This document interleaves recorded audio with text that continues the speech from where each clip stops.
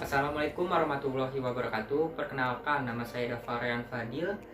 Saya berasal dari Universitas Singapura Bangsa Karawang, jurusan Teknik Elektro, kelas C. Dan video kali ini ialah mengenai tugas individu pendidikan Pancasila, yang dimana tugasnya itu ialah mewawancarai perihal masyarakat apakah sudah mengaktualisasikan nilai-nilai Pancasila atau belum. Di sini saya akan menanyakan pedagang di dekat rumah saya, apakah dia sudah mengaktualisasikan nilai-nilai Pancasila atau belum? Mari kita tanyakan. Ayo kita ke lokasi. Nah nih guys, aku dari tempat lokasi dagangnya nih. Tadi aku juga udah ngobrol sama ibunya, mau bilang diwawancarain, katanya tunggu tutup aja biar nggak ganggu. Ya udah, aku nunggu tutup. Kemungkinan ya bentar lagi lah, 30 menit. Oke, tunggu aja guys.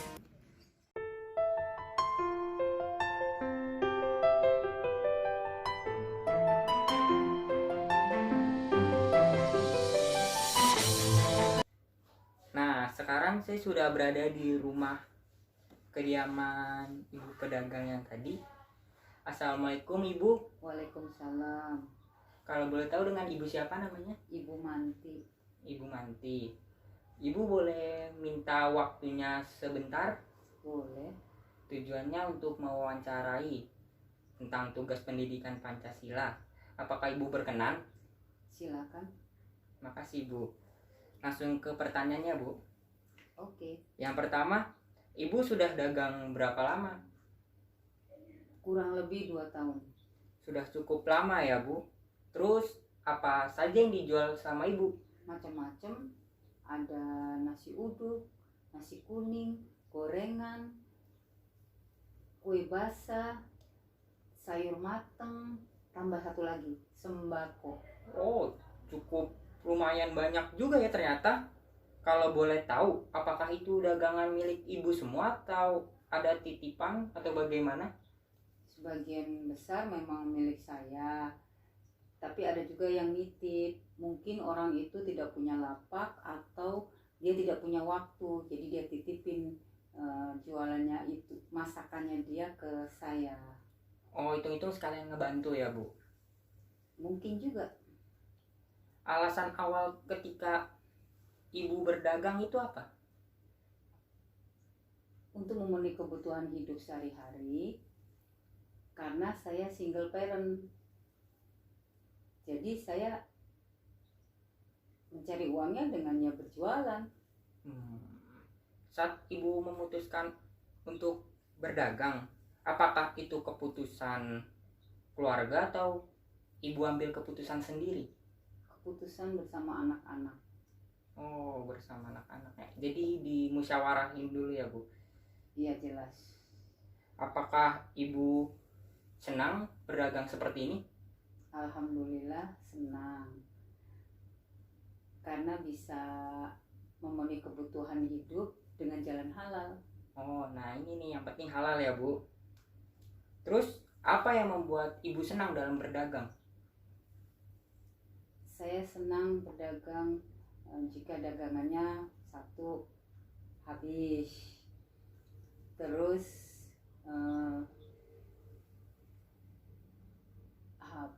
terus apa lagi ya, terus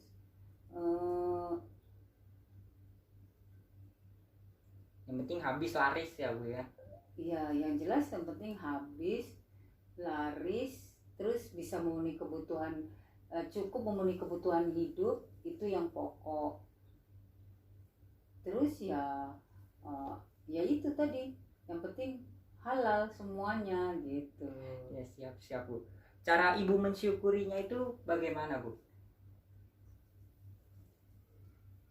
Ya bersyukur sama Allah karena dia memberikan rezeki. Karena Allah saya bisa, dagangan saya bisa habis, terus anak-anak saya juga bisa makan. Jadi selalu berdoa kepada Allah ya bu ya setiap hari. Ya sudah pasti, karena dia memberi rezeki saya dan anak-anak saya. Oh iya nih bu, kalau saya lihat-lihat ketika pagi-pagi ibu berdagang, Di situ terkadang banyak orang yang ngumpul. Kadang-kadang itu ngumpul ngapain, Bu? Ya macam-macam kan, mereka ngumpul pasti kan melihat dagangan saya.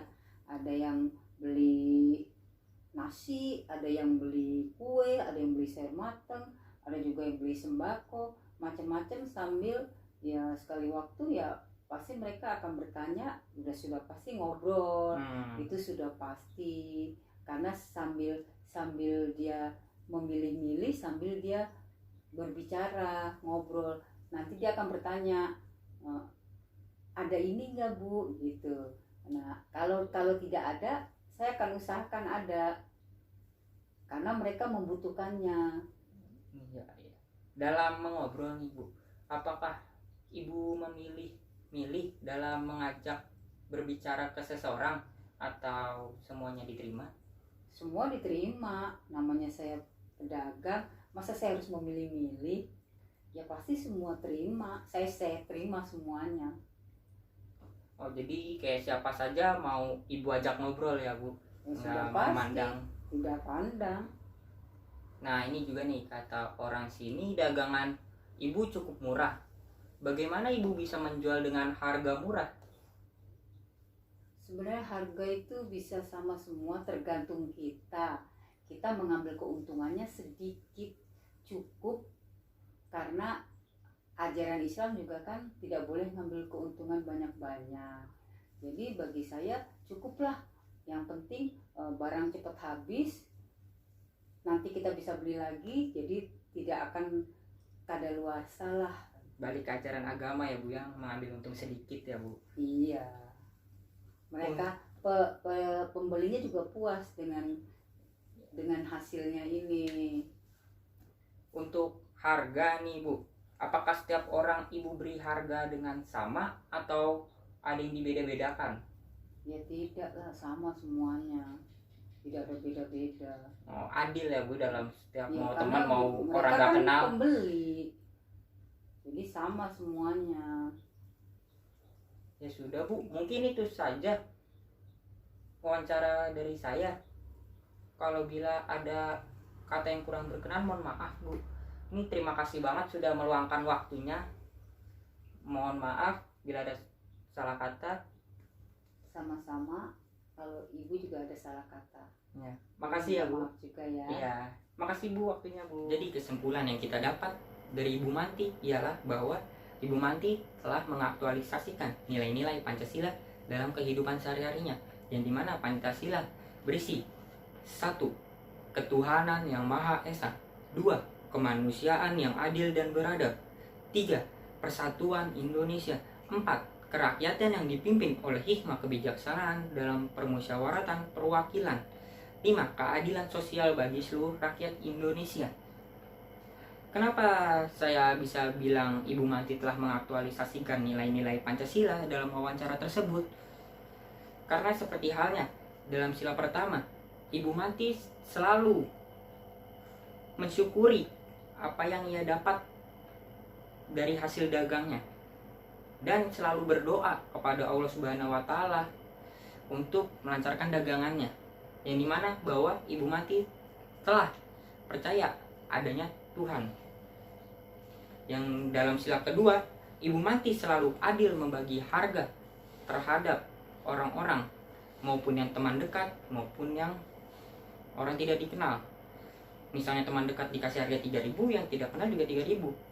Harga semua disamaratakan, tidak dibeda-bedakan. Dalam sila ketiga, Ibu Manti mau mengobrol dengan siapapun, tidak memilih lawan bicaranya untuk diajak mengobrol, mau dengan orang yang dikenal ataupun yang tidak dikenal. Jadi di situ Ibu Manti bisa dibilang tidak memilih-milih ya dalam hal mengobrol. Dalam sila keempat, Ibu Manti melakukan musyawarah dalam kekeluargaan, yang dimana dia meminta keputusan pada keluarganya untuk melakukan berdagang dan tidak mengambil keputusannya sendiri. Jadi dia minta pendapat keluarga untuk melakukan dagang, akhirnya disetujukan. Nah, itu namanya musyawarah dalam hal kekeluargaan. Dan dalam sila kelima yang terakhir ialah Ibu Manti telah membantu bagi orang yang mau berjualan tapi tidak mempunyai lapak atau tidak mempunyai waktu untuk berdagang. Jadi Ibu Manti menerima titipan dari pedagang lain yang ingin berdagang. Jadi di situ Ibu Manti membantu pedagang-pedagang lain yang hanya bisa menaruh, membuat masakan ditaruh gitu, nggak bisa jual karena nggak ada lapak, nggak ada waktu untuk berjualan. Jadi Ibu Manti membantunya. Mungkin itu saja yang bisa saya simpulkan dari wawancara tersebut. Kurang lebihnya mohon maaf bila ada salah kata. Wassalamualaikum warahmatullahi wabarakatuh.